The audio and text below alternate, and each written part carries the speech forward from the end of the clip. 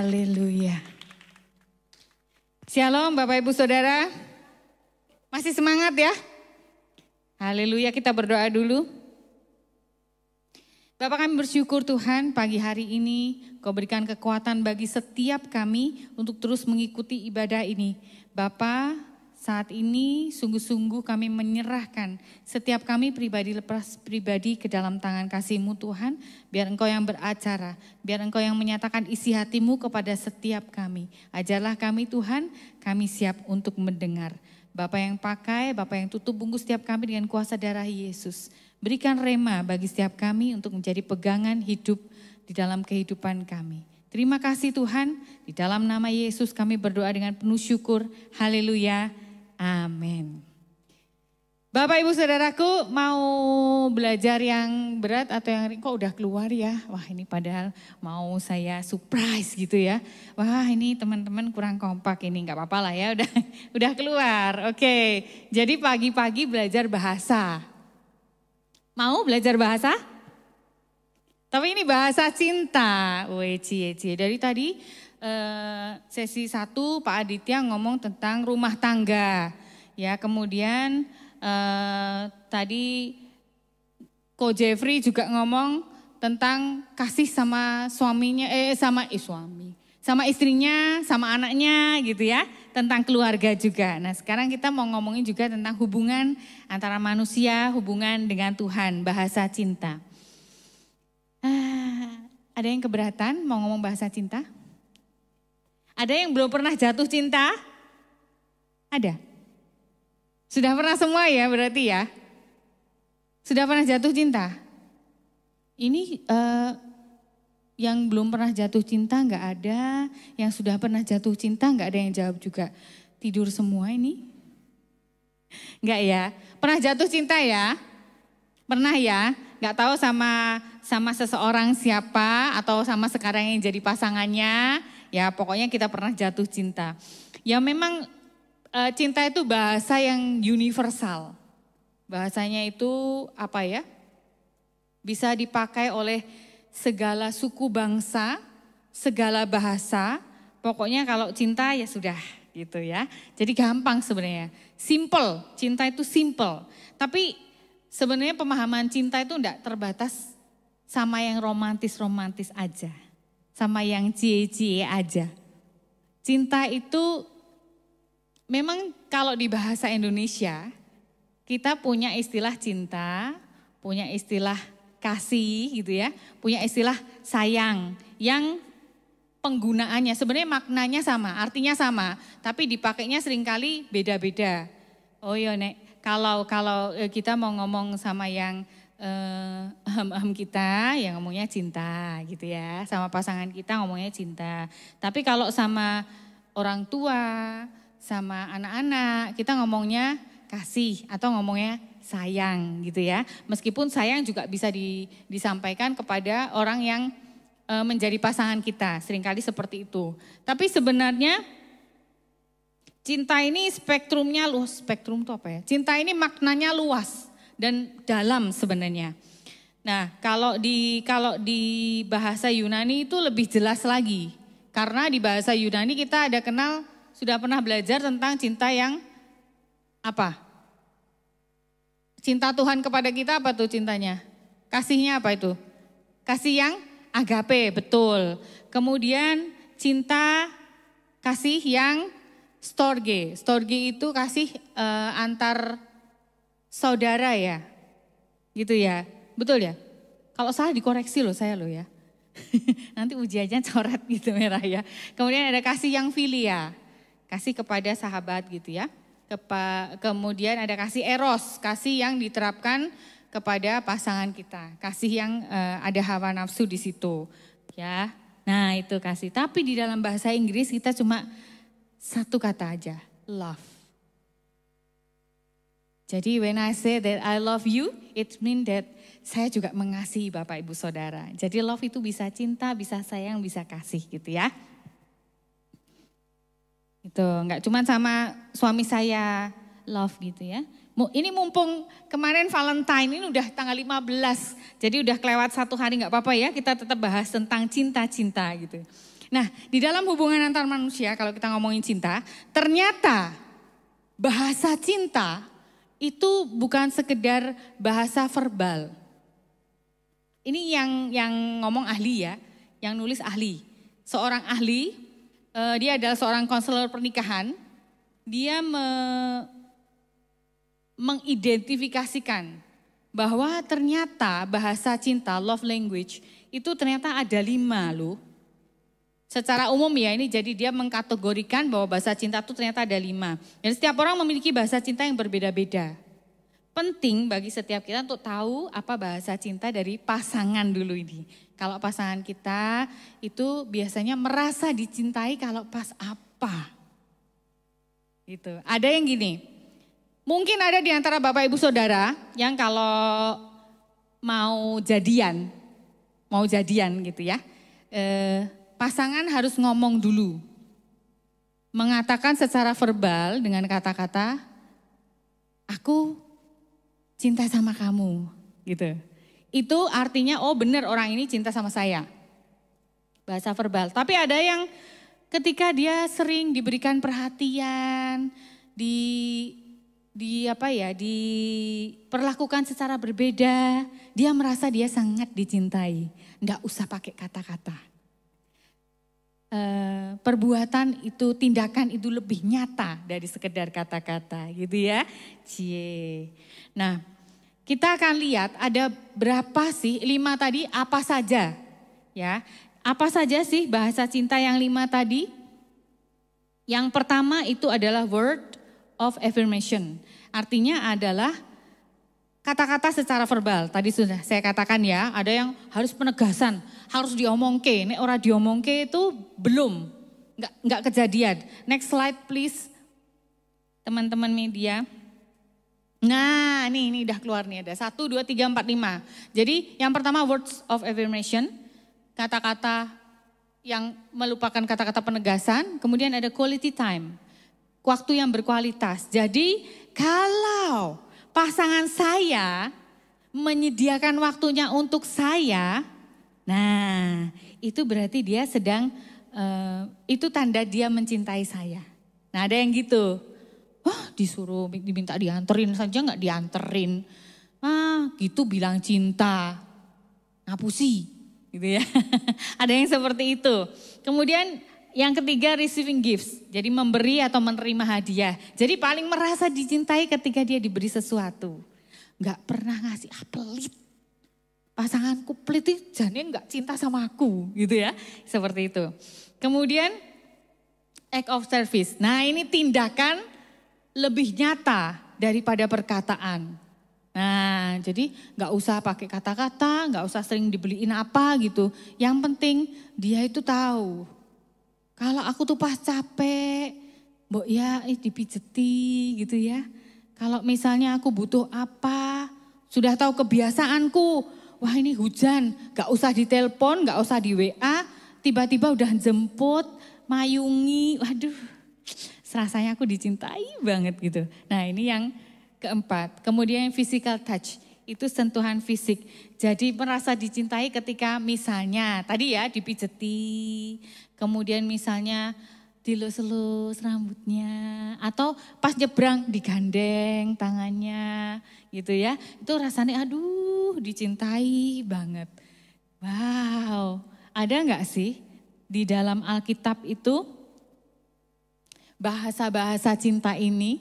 Apakah Tuhan juga mengajarkan ini kepada kita untuk kita praktekkan kepada sesama? Kita lihat ya. Yang pertama, word of affirmation, ungkapan cinta melalui pujian, melalui dukungan yang kita berikan dengan kata-kata yang membangun. Nah, perkataan. Pernah nggak misalnya ini ada ibu-ibu, ada bapak-bapak yang sudah punya putra atau putri ya. Nah, ketika anaknya mungkin lagi galau, mau maju lomba atau mau ujian, kata-kata yang diberikan seperti apa? Wah aku tuh sudah belajar loh Bu, belajarnya udah mati-matian loh, aku sampai semalaman gak tidur loh. Terus apa yang dikatakan? Pasti ngomongnya gimana? Lah lele, wis rasa sinau oke-oke to le, gak usah belajar banyak-banyak. Ubur-ubur ikan lele, rasa sinau le, gak ada ya. Gak ada yang gitu ya pasti ya. Pasti akan memberikan semangat. Wah kowe pasti bisa, kamu sudah berjuang, kamu sudah berusaha. Saya yakin kamu pasti bisa. Nah kan seperti itu, kata-kata support, kata-kata yang memberikan dukungan. Di Alkitab ada, ya. Di Amsal 16 ayat 24 dikatakan, perkataan yang menyenangkan adalah seperti sarang madu. Manis bagi jiwa dan sehat bagi tubuh. Loh, perkataan aja sehat loh bagi tubuh. Kenapa? Enggak ada pikiran macam-macam. Kalau pikirannya sehat, hatinya juga pasti selalu damai, sehat terus. Gitu ya. Itulah kekuatan kata-kata yang baik dan positif dalam memberikan semangat dan ternyata sehat. Jadi praktek ya Bapak Ibu, jangan dimarahi terus anak-anaknya. Kasihan, tadi kata, siapa ya tadi? Oh Pak Aditya ya, sudah memberikan contoh anaknya dimarahi, kalau nilainya jelek dimarahi. Tambah bagus gak nilainya? Enggak, tambah sedih, dimarahin. Tapi begitu tidak ada kata-kata marah, karena tahu anaknya sudah berjuang, malah jadi apa? Nilainya tambah bagus, nilainya tambah baik. Oh ternyata gitu ya, jadi tahu kuncinya. Kemudian ada lagi ayat di Amsal 12 ayat 25. Kekhawatiran dalam hati membungkukkan orang, tetapi perkataan yang baik menggembirakan dia. Nah ayat ini menunjukkan bagaimana kata-kata positif itu ternyata bisa meringankan beban pikiran dan memberikan kebahagiaan. Yen pikirannya ayem, atine ya ayem. Jadi penyakit bablas. Gitu ya. Ketenangan hati akan memberikan juga kesehatan bagi jiwa. Gitu. Ada lagi. Di Efesus 4 ayat 29, ini saya tulis nggak saya lupa ya. Janganlah ada perkataan kotor keluar dari mulutmu, tetapi perkataan yang baik untuk membangun di mana perlu, supaya mereka yang mendengarnya beroleh berkat. Kadang-kadang kalau kita memberikan, ini kayaknya nggak saya tulis ya. Kadang-kadang kita kalau memberikan sesuatu perkataan terlalu berlebihan juga ternyata tidak baik. Makanya di Efesus dikatakan di mana perlu. Karena kalau di mana perlu berarti pas butuh, pas ada perkataan. Jadi pas membangun dan memberkati orang lain pas waktunya. Gitu. Jadi tidak terkesan lebay atau dibuat-buat, betul ya? Kemudian di Kolose 4 ayat 6, hendaklah perkataanmu senantiasa penuh kasih karunia, jangan hambar supaya kamu tahu bagaimana kamu harus memberi jawab kepada setiap orang. Jadi menggunakan kata-kata yang sopan, penuh kasih dan relevan dalam berkomunikasi. Nah kadang-kadang kita tuh kalau sudah kepancing emosinya tuh kadang-kadang gitu ya. Ngomongnya aduh kenceng ngomongnya. Wah tadi aku kok ngomongnya gitu ya. Gitu. Kok ngomongku kok kebablasan ya. Nah hati-hati makanya jangan ngomong kebablasan. Kalau kebablasan muternya jauh. Jalannya satu arah soalnya. Itu kalau jalan ya.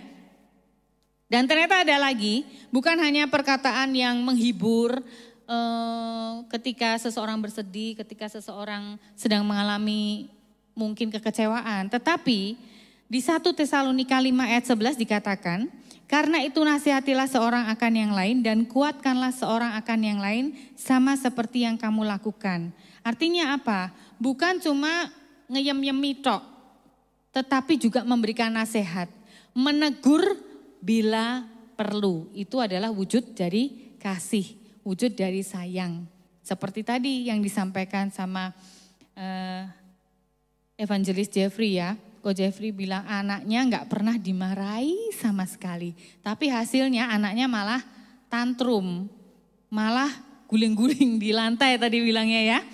Ternyata kita juga perlu loh memberikan nasihat, memberikan kalau bahasa Perancisnya wejangan gitu ya. Memberikan pesan-pesan seperlunya kepada anak-anak kita. Ternyata di Alkitab juga diajarin. Ini nggak move ya. Kita lanjut yang kedua, quality time. Ini artinya apa sih? Artinya kita memberikan perhatian dan menghabiskan waktu bersama dengan orang-orang yang kita kasihi. Jadi waktu kita sisihkan sengaja, kita sisihkan fokus sama orang tersebut. Untuk apa? Membangun relasi, membangun hubungan. Baik bagi kita, baik dengan Tuhan, juga dengan sesama. Nih, kalau kita nggak pernah berhubungan dengan sesama, antisosial, kita nggak akan dapat relasi yang baik. Nggak dapat hubungan yang baik, betul ya? Nah, di waktu-waktu ini ketika kita punya quality time, biasanya istilahnya quality time bareng sama keluarga. Nah, ngapain sih kalau kita quality time sama keluarga? Ada yang sering quality time sama keluarga? Ada? Jauh sekali. Saya mau tanya lo padahal, kok jauh banget. Besok lagi duduknya deketan ya, nanti kita ngobrol, kok malah ngobrol. Nah, jadi di quality time bareng keluarga itu ngapain aja? Ngobrol, sharing-sharing gitu ya, ceritain. Wah tadi aku di kerjaan kayak gini. Wah aku tadi di sekolah seperti ini. Jadi saling mengetahui apa yang dilakukan, saling mengetahui apa kesusahannya, saling ngerti apa kesenangannya, gitu ya. Gitu gak sih? Iya, puji Tuhan ada yang iya. Yang lain? Yang lain? Saya berdoa setiap Bapak Ibu Saudara melakukan ini. Saling membangun hubungan dengan terutama keluarga. Karena orang-orang terdekat itu biasanya juga sangat-sangat butuh support gitu ya. Dari orang yang dekat. Kalau sama orang yang jarang kita temui, sekali-sekali kita temui rasanya beda. Tapi dengan keluarga inti itu lebih ada power, ada semangat di situ. Jadi mungkin berdoa bersama, mungkin mesbah doa bareng, ya. Jadi saling mengetahui kesulitan masing-masing, saling bisa membangun. Kemudian bicara dari hati ke hati itu perlu. Ibu-ibu, ya, bicara dari hati ke hati sama anak-anaknya, bapak-bapak juga. Jadi jangan ibu-ibu tok. Bapak-bapak juga, karena support dari seorang ayah itu dirasakan beda oleh anak-anak, ya. Ibu juga, bapak juga. Yang terpenting adalah kehadiran kita. Ketika kita fokus kerjaan tinggal dulu, handphone gak usah terima-terima dulu, masalah kerjaan-kerjaan. Fokus sama keluarga. Nah, itu menunjukkan kita perhatian yang tulus. Di Alkitab ada enggak contohnya? Ada, contohnya Tuhan sama bangsa Israel. Di perjanjian lama Tuhan menyertai bangsa Israel siang dan malam. Pakai apa? Wah pintar semua ini dulu sekolah minggunya lulus semua ini. Tapi baru minggu lalu kita belajar dari Pak Obaja ya. Bahwa bangsa Israel disertai Tuhan melalui tiang awan dan tiang api. Siang malam ada terus Tuhan ya. Kemudian di perjanjian baru. Ini yang lebih luar biasa. Apa? Karena begitu besar kasih Allah akan dunia ini sehingga dia mengaruniakan putranya yang tunggal supaya barang siapa yang percaya kepadanya tidak binasa melainkan beroleh hidup yang kekal. Jadi dia kasih Tuhan kasih apa? Kasih anaknya untuk bareng-bareng sama umat manusia. Enggak lama. Lahir, besar, kemudian pelayanannya hanya 3 tahun memang Tuhan Yesus di dunia. Tetapi setelah Tuhan Yesus naik surga, apa yang dilakukan? Yohanes 14 ayat 16. Dan aku akan minta kepada Bapa supaya dia memberikan seorang penolong yang lain, supaya menyertai kamu senantiasa, menyertai kamu selama-lamanya loh. Siapa itu? Roh Kudus, betul sekali. Roh Kudus itu ada di mana? Kemarin Pak Obaja juga yang kasih tahu. Di mana Roh Kudus? Di hati kita. Loh, menyertainya selama-lamanya loh. Ya, dan Yesus sendiri juga memberikan teladan dengan menyisihkan waktu khusus untuk berdoa dan bersekutu dengan Bapa. Markus 1 ayat 35. Pagi-pagi benar waktu hari masih gelap, ia bangun dan pergi keluar, ia pergi ke tempat yang sunyi dan berdoa di sana. Berdoa itu apa? Cara berkomunikasi kita dengan Tuhan. Thomas Media, ini Markus 1 ayat 35 loh Mas. Kok iki Kolose 4 ayat 6. Mas, slide-nya udah lanjut.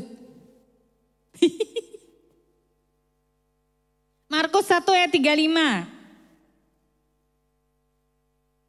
Oh iya, oh ini. Amsal 17 ayat 17 itu betul.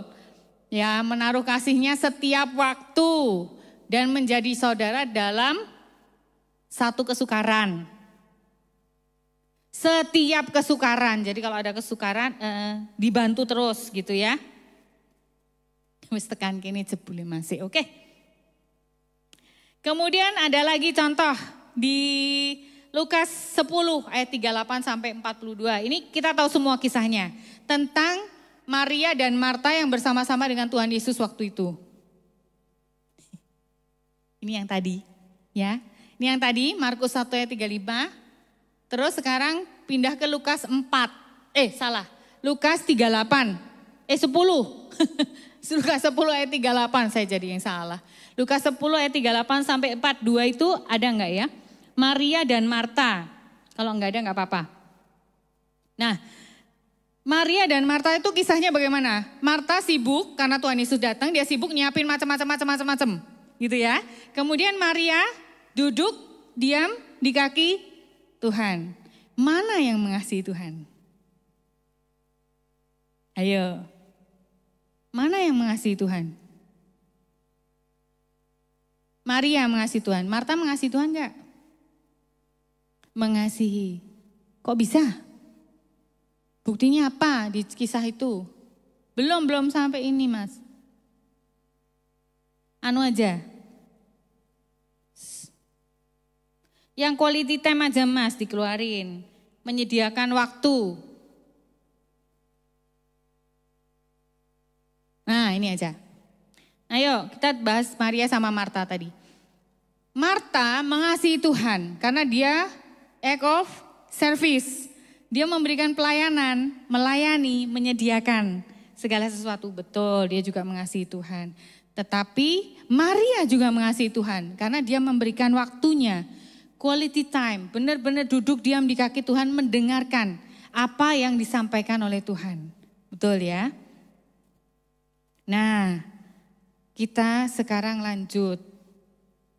Nih, ayat kisah dari Maria dan Marta menekankan adalah penting untuk kita memilih waktu-waktu yang tepat untuk kita menyediakan waktu bagi orang-orang yang kita kasihi, orang-orang yang kita cintai. Nah, kemudian ini baru yang ketiga, receiving gifts. Jadi sampaikan kasih dengan memberikan yang terbaik. Nah, ini dia. Memberi, menerima adalah bagian dari interaksi kita ya. Kita memberi, menerima. Ada pertukaran berkat yang diberikan. Ada ungkapan kasih sayang yang diberikan di situ.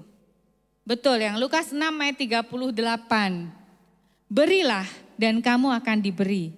Satu takaran yang baik, yang dipadatkan, yang digoncang, dan yang tumpah keluar akan dicurahkan ke dalam ribaanmu. Sebab ukuran yang kamu pakai untuk mengukur akan diukurkan kepadamu. Nah, berilah. Ternyata memberi juga wujud kasih. Wujud mencintai. Di Maliaki 3 ayat 10 juga dikatakan, bawalah persepuluhanmu ke rumah perbendaharaan. 2 Korintus 9 ayat 7 ini. Nah, pada saat kita memberi harus dengan kerelaan hati. Jangan dengan sedih hati atau karena paksaan, sebab Allah mengasihi orang yang memberi dengan sukacita. Ceritanya gini loh, Bapak Ibu Saudara, ini pasti sudah tahu semua. Kalau kita memberikan dengan hati yang sukarela, artinya kita tulus, memang mau ngasih, beneran. Ketika kita terpaksa, Atau ngasihnya sedih gitu ya. Atau ngasih tapi mengharapkan sesuatu balasan. Artinya kita itu enggak tulus. Kita modus. Ya. Jadi yang kita ambil yang pertama, tulus. Karena Tuhan maunya yang tulus. Karena Tuhan melihat hati. Oke. Di Yohanes 3 ayat 16 yang tadi saya katakan, Tuhan memberikan anaknya yang tunggal karena apa? Kata-kata pertama, hafal enggak ayo? Yohanes 3 ayat 16. Wah, hafal semua luar biasa. Karena begitu besar kasih Allah akan dunia ini. Nah, segedenya segitu loh. Sampai anaknya diserahkan. Di sini ada yang mau enggak anaknya diserahkan buat persembahan gitu? Ada enggak? Boleh enggak?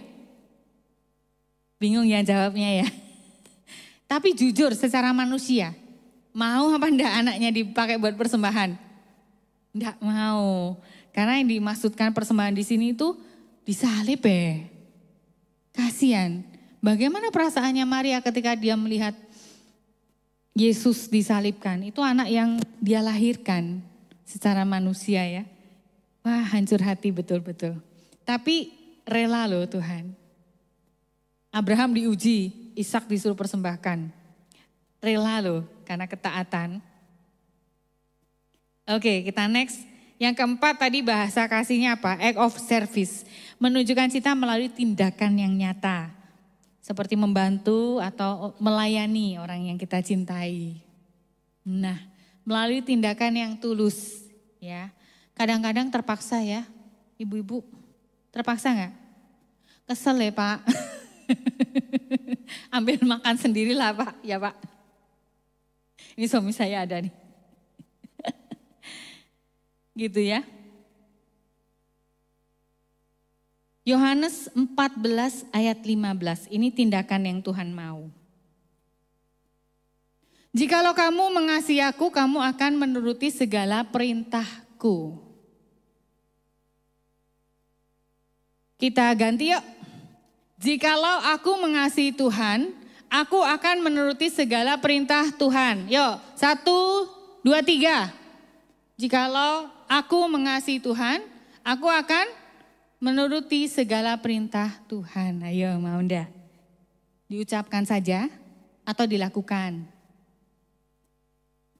Ini ceritanya, ayat ini adalah bagian dari percakapan Yesus dan murid-muridnya sebelum ditangkap dan disalib. Dalam konteks ini Yesus menekankan bahwa kasih kepada Tuhan bukan sekedar perasaan, tetapi tindakan nyata berupa ketaatan. Beberapa poin penting dari ayat ini ya. Yang pertama, kasih sebagai dasar. Dasarnya kasih. Kalau kita mengasihi, ya kita pasti mentaati. Perintahnya betul kok. Kecuali perintahnya salah. Perintahnya salah ya kita koreksi. Kita bicarakan baik-baik. Gitu ya. Jadi Yesus tidak memisahkan antara kasih dan ketaatan. Tapi dua-duanya ini jalan bareng. Kalau kasih ya taat. Terutama kepada Tuhan. Tadi ya. Kemudian ketaatan adalah respon terhadap kasih. Bukti kalau kita mengasihi. Jadi ketaatan itu beban apa kasih? Diam semua ya. Kasih ya, bener loh ya. Taat, suruh bangun pagi-pagi, berdoa. Sekto Tuhan, ngantuk. Ayo kita sama-sama belajar. Bukan cuma Bapak Ibu Saudara, saya juga harus belajar. Taat, ayo taat. Ayo tepuk dada sendiri, ayo taat. Katanya mengasihi Tuhan, taat sama perintah Tuhan. Ya, ditegur pagi-pagi. Kemudian Ada satu peristiwa juga di Yohanes 13 ayat 1 sampai 17. Ini menceritakan satu tindakan Yesus yang begitu mengasihi murid-muridnya. Ini adalah ketika Yesus membasuh kaki murid-muridnya. Ingat ya ceritanya ya? Atau ada yang nggak tahu? Tahu semua toh? Tahu ya? Ya saya anggap tahu lah ya. Ya waktu itu Yesus mempraktekkan tindakan nyata ini. Wujud dia mengasihi murid-muridnya adalah dia membasuh kaki murid-muridnya satu persatu. Dan Yesus mengatakan bahwa siapa yang akan menjadi yang terbesar, dia harus menjadi pelayanmu. Jadi kita harus mau melayani dulu. Nah ini tindakan nyata di dalam kasih seperti itu. Di 1 Petrus 4, saya tulis ayat 11b saja. Jikalau ada orang yang melayani, baiklah ia melayani dengan kekuatan yang dianugerahkan Allah, supaya dalam segala sesuatu Allah dimuliakan oleh Yesus Kristus. Dialah yang punya kemuliaan dan kuasa sampai selama-lamanya. Jadi, kalau kita melayani siapapun yang kita layani, lakukan dengan baik. Kadang-kadang kita tidak punya kekuatan untuk melakukan hal itu. Kadang-kadang, aduh Tuhan, hati nurani, ya jalan, tapi pikiran, aduh Tuhan, kenapa saya harus melayani orang ini? Ini orang ini nganyel ke Tuhan, apa ya bahasa Indonesia nganyel ke? Menyebalkan, suwebel, nggak sebel ya, suwebel. Kok aku harus melayani gitu ya? Gimana ya ini ya gitu. Nah, tapi kita minta Tuhan menganugerahkan kepada kita kekuatan supaya kita dimampukan. Karena ketika kita membalas kejahatan dengan kebaikan, kita sedang meletakkan bara di atas kepalanya. Wah, lah nanti sing kobongan sana. Panas saat ini biasanya gitu. Ih, kok aku harus minta tolong sih sama orang ini? Nah, makanya ini Bapak, Ibu, Saudara, jangan sampai kita menjahati orang lain. Ya. Menjahati, tahu-tahu suatu saat kita butuh pertolongannya. Aduh, kayak aku kudu aku harus minta tolongnya kok ya sama dia, mbok ya orang lain toh Tuhan. Enggak mau. Tuhan pasti malah justru buka jalannya ke situ. Ayo. Siap enggak gitu ya.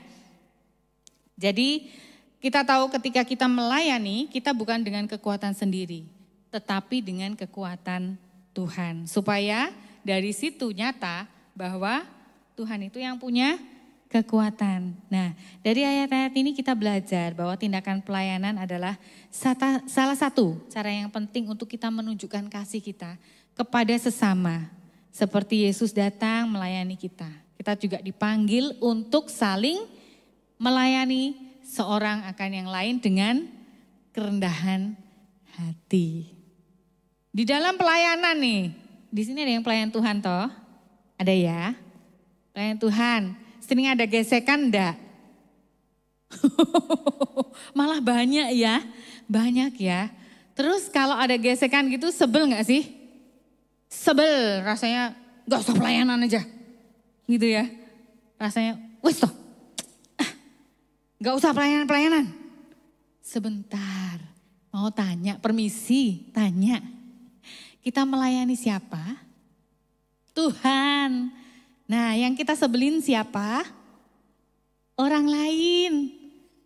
Ya, melayaninya Tuhan sebel sama orang lain terus gak mau pelayanan. Yang dilayani siapa tadi? Lah Tuhan. Sebelnya sama itu, gak mau melayani itu. Gak pas. Ya, yang kita layani sana. Sebenarnya sama sana, ya tetap melayani gitu ya. Gesekan itu yang membuat kita semakin dewasa. Pertama mungkin ketemu gesekan, jeduk, muarah. Uraiso. Langsung ya, keluar muka jadi merah semua, ini keluar apa tanduknya gitu. Gitu ya, gak bisa. Enggak terima aku kayak gini, gitu ya. Pertama mungkin seperti itu. Diingetin sama temennya, wis toh. Nah. Besok lagi, ketemu lagi sama gesekan. Nah, karena udah belajar yang kemarin, terus rajin baca firman, terus rajin berdoa, nggak keluar tanduknya lagi. Masih sebel, tapi nggak keluar tanduknya. Oh, udah naik kelas sedikit. Oh ya Tuhan kasih aku sabar. Ya, yang kemarin sabar pergi sama temennya, sekarang udah datang gitu ya. Ya, kasih aku kesabaran, bisa lewatin. Berikutnya ada lagi gesekan. Sama lagi kayak gitu. Lebih apa? Oh ya wis lah. Mungkin dia lagi ada masalah. Nah, akhirnya kita bisa berproses. Jadi enggak lagi kebakaran jenggot, enggak punya jenggot. Gitu ya. Jadi seperti itu. Berproses itu seperti itu. Lanjut ya. Yang kelima, physical touch atau sentuhan fisik. Mengungkapkan cinta melalui sentuhan, mungkin pelukan, genggaman tangan atau usapan. Contohnya ada di Alkitab ketika Esau ketemu sama Yakub, Kejadian 33 ayat 4. Lalu berlarilah Esau menyongsong dia, memeluknya, menciumnya dan mereka berdua menangis. Ayat ini menggambarkan pertemuan haru waktu itu Esau sama Yakub. Seringkali mungkin ada di sini yang punya bestie ada ya. Teman, sahabat ada ya. Baik ibu maupun bapak, baik saudara maupun saudari. Pasti pernah ya ada curhat-curhatan sama temen gitu kan. Nah ketika teman kita curhat kadang-kadang kita pegang tangannya untuk menenangkan. Kadang kita tepuk pundaknya untuk menguatkan gitu ya.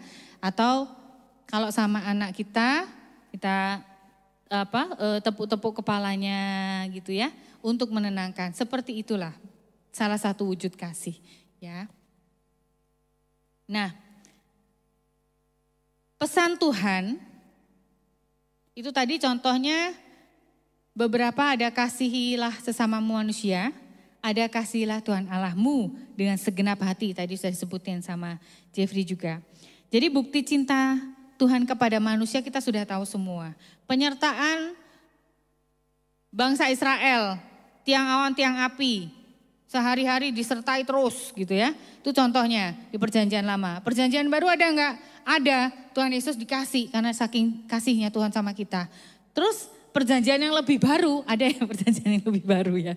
Di masa kini gitu ya. Di masa kini kita tidak menjumpai sosok Yesus bersama-sama dengan kita. Tetapi ada apa? Ada Roh Kudus yang ditinggalkan bagi kita. Diam di dalam kita. Menyertai kita. Nah kalau kita ada apa-apa yang nolong siapa? Roh Kudus paling sering. Kita sering diingatkan, ojo nesu, ojo nesu. Bahasa Inggrisnya apa nesu gitu. Ya jangan marah, sabar gitu ya. Jadi seringkali kita di alarm gitu. Kalau pas kita menghadapi satu kejadian,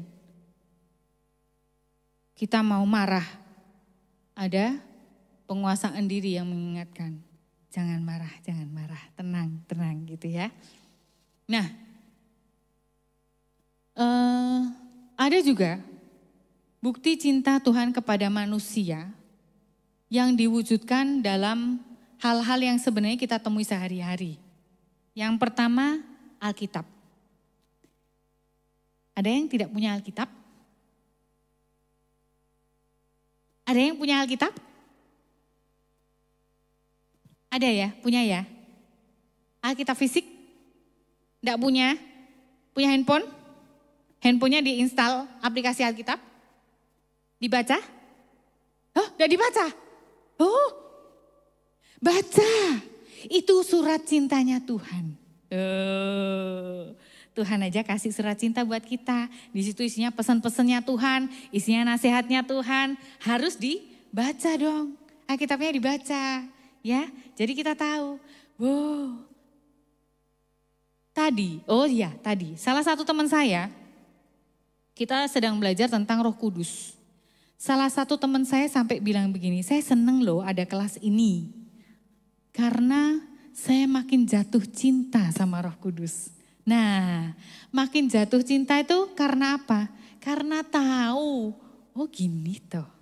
Oh Roh Kudus tuh gini toh. makin jatuh cinta. Nah makanya surat cintanya Tuhan dibaca. Alkitab itu surat cinta loh.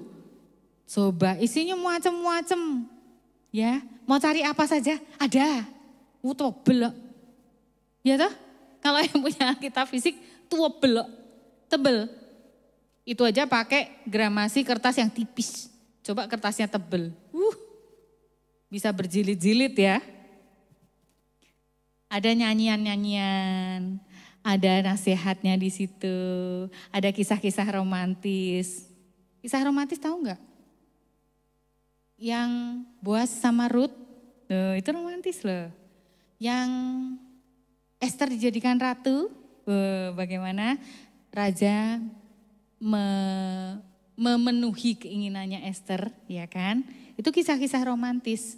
Bagaimana Daud, kalau yang enggak tahu cerita-cerita yang saya tadi bilang, baca Alkitab.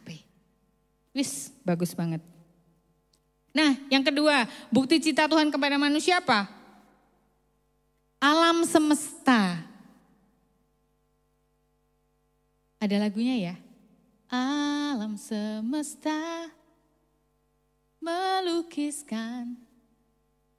Benar gak sih lagunya? Jangan saya salah. Betul ya Bu ya? Ya, itu dan seterusnya. Nah, itu apa? Keindahan alam yang Tuhan kasih buat kita. Kado. Ya, Tuhan kasih gift. Tuhan kasih hadiah buat kita menikmati keindahan alam semesta. Ada. Terima kasih. Terus, apa lagi yang Tuhan kasih sama kita? Sesama manusia itu ternyata hadiah dari Tuhan. Wow, Tuhan hadir dalam diri setiap manusia, setiap kita. Mengasihi sesama berarti wujud cinta kasih kita kepada Tuhan. Roh Kudus ada di sini. Roh Kudus itu pribadi yang ketiga dari Allah Tritunggal. Jadi kalau Roh Kudus ada di sesama manusia, jangan benci sama manusianya. Ada Roh Kudus di situ. Betul apa betul? Ya, tidak boleh benci sama orangnya. Mungkin dia belum bertobat, ajakin bertobat. Ya. Kemudian peristiwa-peristiwa dalam kehidupan kita itu ternyata juga rancangan, bagian dari rencana Tuhan di dalam kehidupan kita. Wujud dari Tuhan yang penuh kasih. Kita bisa meresponi cinta Tuhan dengan cara yang berbeda-beda ya, Bapak Ibu Saudaraku.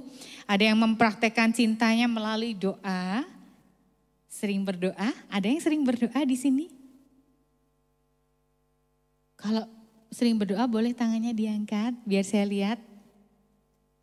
Kok cuma dikit? Hah, doa makan? Doa mau tidur? Kalau selesai makan berdoa enggak? Kadang lupa ya, udah kenyang.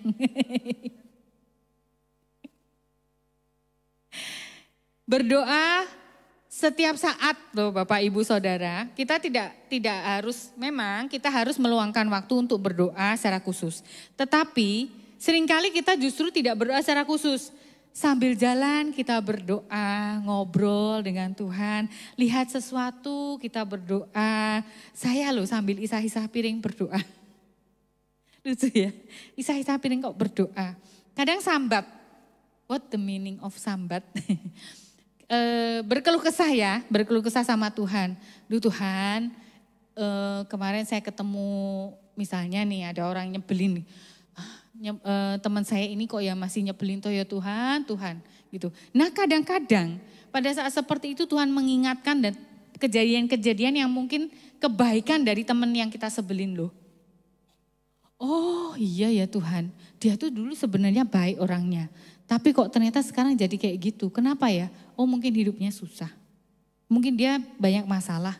Nah berarti tugas kita untuk bantu. Ayo ke gereja yuk Pondok Daud. Wis yuk Pondok Daud karaku. Wis toh, ngapain Pondok Daud? Ngapain? Sudah pokoknya di Pondok Daud kamu enak. Kamu bisa bengok-bengok nyanyi-nyanyi sakarepmu. Bisa berdoa sakarmu aja sebelah kita Pondok Daud sendiri, dia nanti biar Pondok Daud sendiri. Itu kejadian loh. Saya ajak teman saya kayak gitu. Nangis-nangis. Awalnya enggak mau saya ajak masuk Pondok Daud. Waktu saya mau keluar dia masih menikmati gitu. Padahal jamnya udah harus jemput anak sekolah. Ayo anak udah keluar gitu. Jadi saya yang harus ingetin. Saking enaknya di Pondok Daud. Jadi ajakin teman-teman yang mungkin punya masalah. Biasanya orang nyebelin tuh punya masalah. Jadi jangan dibenci. Kasihi, doain, ajak ke Pondok Daud. Terutama ajak ke Miracle Net Worship. Wah, pasti dijamah Tuhan, dia diubahkan jadi pribadi yang baru. Ya, betul. Wah, tepuk tangannya kencang sekali. Yang setuju tepuk tangan dong. Nah, gitu. Haleluya. Nah, kenapa sih bahasa cinta itu penting? Tinggal sedikit. Bahasa cinta kok penting, kenapa? Tidak usah pakai bahasa cinta, bahasa Indonesia, bahasa Jawa itu udah bikin mumet kok. Bahasa Inggris udah bikin mumet, bahasa cinta lagi ya, bahasa kalbu. Karena bahasa cinta itu adalah kunci ternyata. Dia kunci untuk membangun satu hubungan yang sehat, satu hubungan yang bahagia. Dan dengan kita memahami, ini bahasa cinta dari pasangan saya itu ini. Kita jadi ngerti dan bisa menggunakan bahasa yang tepat. Ibaratnya gini Bapak Ibu Saudara.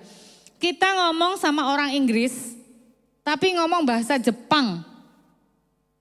Yo enggak mudeng toh ya. Yo enggak paham toh ya. Kita ngomong sama orang Kalimantan pakai bahasa Jawa. Wah ya mohon maaf dia cuma liatin doang. Enggak tahu gitu, pasti enggak tahu. Tapi ketika bahasa cinta kita itu tepat, yang kita pakai pas salah satu dari yang tadi saya sebutkan 5 itu, pasti orang itu akan merasa paham bahwa dia dikasihi. Gitu ya. Kunci. Kemudian bahasa cinta itu juga ternyata jembatan yang menghubungkan antara kita dengan Tuhan. Karena ada bahasa kasih. Memahami bahasa kasih, bahasa cinta yang Tuhan pakai kepada kita, kita akan paham bahwa cintanya Tuhan sebesar itu. Enggak besar ya, sebesar itu cintanya Tuhan sama kita. Kita bisa merasakan kehadirannya dalam hidup kita. Ya. Dari banyak hal tadi. Dan memperdalam hubungan spiritual kita. Saat ini saya mau ajak setiap kita Bapak Ibu Saudaraku kita belajar untuk bisa berbicara dan memahami dengan bahasa cinta yang tepat. Pakai bahasa cinta untuk membangun hubungan dengan sesama, dengan Tuhan terutama. Jadikan hubungan-hubungan yang ada adalah hubungan yang harmonis, hubungan yang saling membangun, saling support satu dengan yang lain. Pagi ini kita diajak sama-sama merenung yuk Bapak Ibu Saudaraku. Kita merenungkan kembali makna kasih kita kepada Tuhan. Apakah kasih kita itu hanya sebatas perasaan atau kita mewujudkannya dalam praktek, dalam tindakan nyata berupa satu ketaatan kepada perintah-perintah Tuhan. Nah, sudahkah kita memberikan quality time kita kepada Tuhan? Bukan sekedar kata-kata verbal, tapi benar-benar quality time. Sudahkah kita memberikan yang terbaik bagi Tuhan? Sudahkah kita melakukan tindakan nyata dengan melayani, mentaati setiap perintah Tuhan? Sentuhan Tuhan memang tidak bisa sentuhan secara fisik, tetap karena Tuhan roh. Seringkali kita nggak bisa merasakan sentuhan secara fisik, secara langsung. Hanya beberapa orang yang mempunyai karunia mungkin bisa merasakan.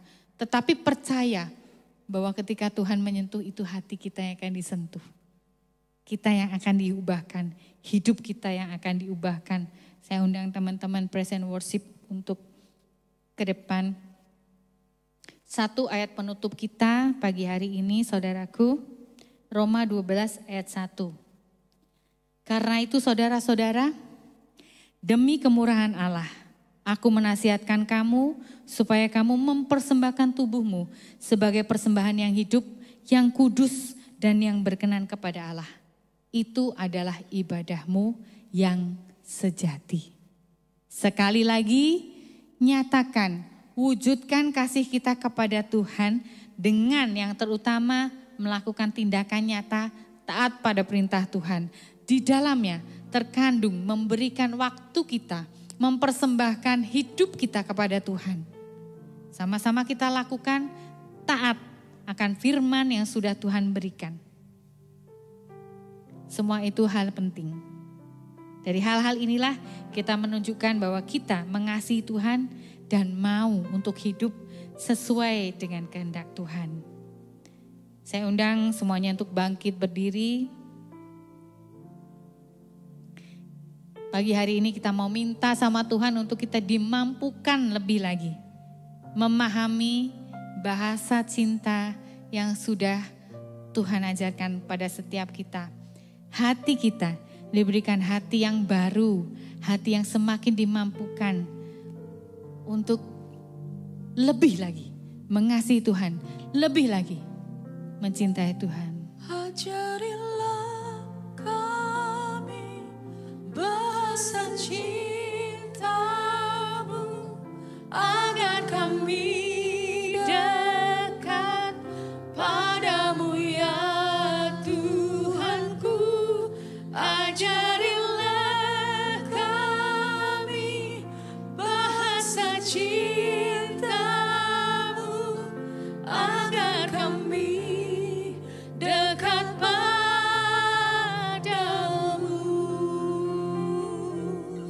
Ajarilah kami bahasa cinta-Mu agar kami dekat padamu ya Tuhanku. Ajarilah kami bahasa cinta-Mu agar kami dekat padamu.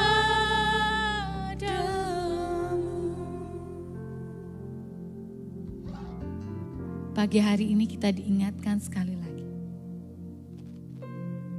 Memberikan yang terbaik. Memberikan yang paling tepat kepada Tuhan. Tuhan mengajarkan kepada setiap kita untuk kita mengasihi sesama. Mengasihi Tuhan. Itu adalah wujud dari bukti cinta kasih kita kepada Tuhan. Mentaati setiap perintah Tuhan.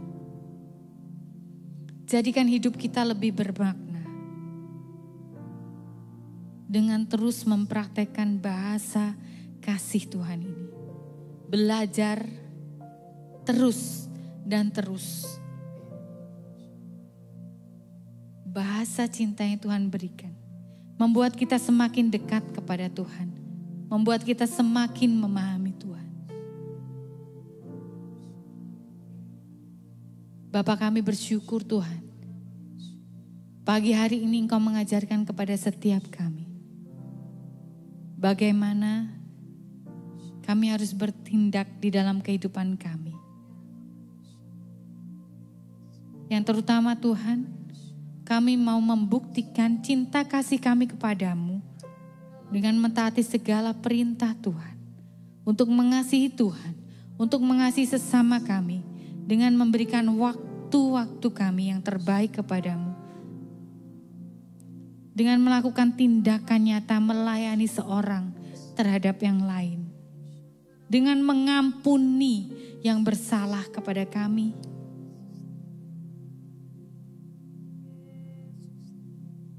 Tuhan, berikan kepada kami hati yang semakin dikuatkan, semakin diteguhkan. Sehingga sungguh cinta kasih Tuhan tertanam dalam kehidupan kami. Terima kasih atas setiap hadiah yang sudah Tuhan berikan kepada kami. Atas setiap firman Tuhan yang begitu banyak mengajarkan kepada kami. Atas firman Tuhan yang merupakan surat cinta darimu Tuhan. Pesan-pesan Tuhan kepada kami. Kami mau terus membaca sehingga kami terus semakin mengenal Engkau. Amin. Terima kasih atas keindahan alam semesta yang sudah Tuhan ciptakan bagi kami. Terima kasih atas sesama yang Tuhan hadirkan di dalam kehidupan kami. Baik mereka yang mengasihi kami, maupun mereka yang mendewasakan setiap kami dengan proses-proses yang harus kami lalui. Tuhan mampukan kami untuk mengampuni, memberikan kasih. Kami bersyukur atas setiap peristiwa yang Tuhan izinkan terjadi dalam kehidupan kami. Kuatkan kami untuk melampaui setiap proses yang Tuhan izinkan terjadi dalam kehidupan kami. Karena kami tahu Tuhan bahwa proses yang Engkau izinkan terjadi membuat setiap kami naik lebih dan lebih lagi. Sehingga sungguh Tuhan, tahun ini double favor kami terima di dalam nama Tuhan Yesus. Terima kasih Bapa. Terima kasih Tuhan. Ajarilah kami bahasa cinta-Mu Tuhan. Thank you Lord. Terima kasih.